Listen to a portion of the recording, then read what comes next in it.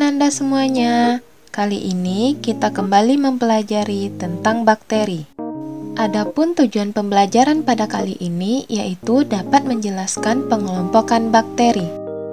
Sebelum kita lanjut, perhatikan laporan berita berikut ini. Apakah Ananda tahu mengenai penyakit pneumonia? Beberapa waktu lalu, CNBC Indonesia meliputi berita mengenai fakta baru pneumonia anak misterius yang meledak di Cina. Dikutip dari laman website CNBC Indonesia, lonjakan penyakit pernapasan atau pneumonia misterius telah terjadi di China.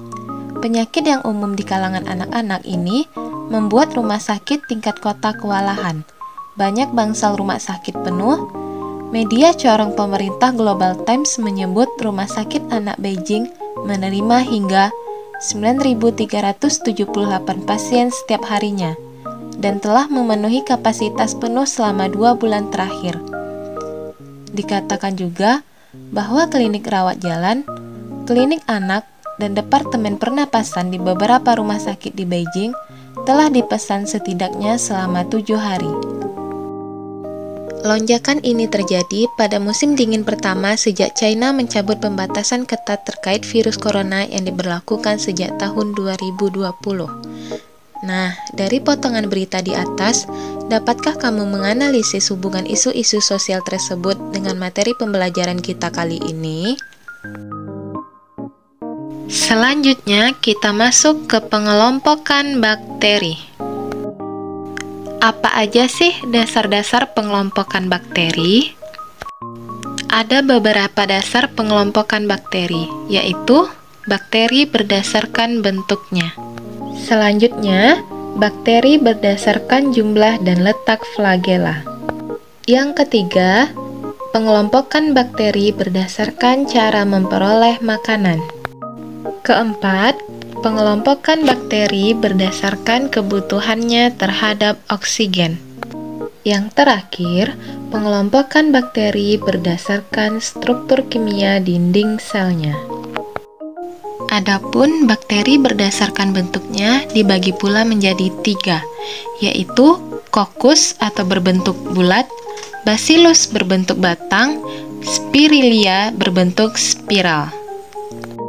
Bakteri berdasarkan jumlah flagelnya dibagi pula menjadi 5. Yang pertama ada atrik, monotrik, lofotrik, amfitrik, dan peritrik. Selanjutnya, pengelompokan bakteri berdasarkan kebutuhan oksigen. Ada obligat aerob ataupun anaerob, fakultatif anaerob, mikroaerofil, dan aerotoleran anaerob. Pengelompokan bakteri berdasarkan struktur kimia dinding selnya terbagi pula menjadi 2. Yang pertama, bakteri gram positif atau peptidoglikan, dan yang kedua, bakteri gram negatif atau lipopolisakarida. Setelah kita membahas mengenai ciri-ciri, struktur tubuh, dan reproduksi bakteri, selanjutnya kita kembali fokus pada isu sosio-ilmiah mengenai bakteri pneumonia. Apa itu pneumonia? Pneumonia adalah infeksi umum pada paru-paru yang mempengaruhi sebagian besar kantung udara, yaitu alveoli. Fungsi sistem pernafasan adalah untuk menukar oksigen dan karbon dioksida antara tubuh dan lingkungan. Proses ini terjadi di alveoli. Pada penderita pneumonia, kantung udara ini berisi cairan atau nanah, sehingga menghambat pertukaran oksigen. Streptococcus pneumonia adalah bakteri Diplococcus, yaitu berbentuk bulat hingga lancet atau tersusun dalam bentuk rantai. Panjang rantai sangat bervariasi dan sebagian besar ditentukan oleh faktor lingkungan. Bakteri ini juga masuk ke dalam bakteri gram positif, yaitu bakteri yang mempunyai dinding sel dengan lapisan peptidoglikan yang tebal. Apabila diberi pewarnaan makan akan berubah menjadi ungu. Gejalanya yaitu batuk berdahak, demam, kesulitan bernafas. Cara pencegahan: beri ASI eksklusif, beri makanan dengan gizi seimbang, imunisasi dasar yang lengkap bisa ke dokter atau puskesmas. Berdasarkan pemaparan isu sosial dan materi di atas yang berkaitan dengan penyakit yang disebabkan oleh bakteri, siswa dibagi atas beberapa kelompok dan setiap kelompok mendapatkan peran yang sesuai dengan karakter yang dibutuhkan pada kasus yang telah dipaparkan sebelumnya. Adapun peran yang akan diambil setiap kelompok yaitu sebagai anak-anak atau remaja, orang tua atau lansia, tenaga kesehatan, dan masyarakat umum atau tetangga.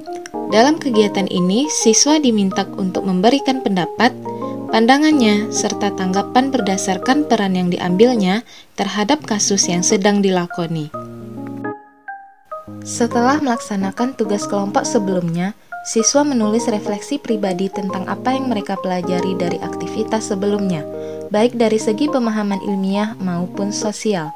Siswa menuliskan pemikiran mereka dalam jurnal atau esai singkat yang mencakup pemahaman tentang penyakit pada bakteri, dampak isu sosial, dan relevansi bagi kehidupan sehari-hari.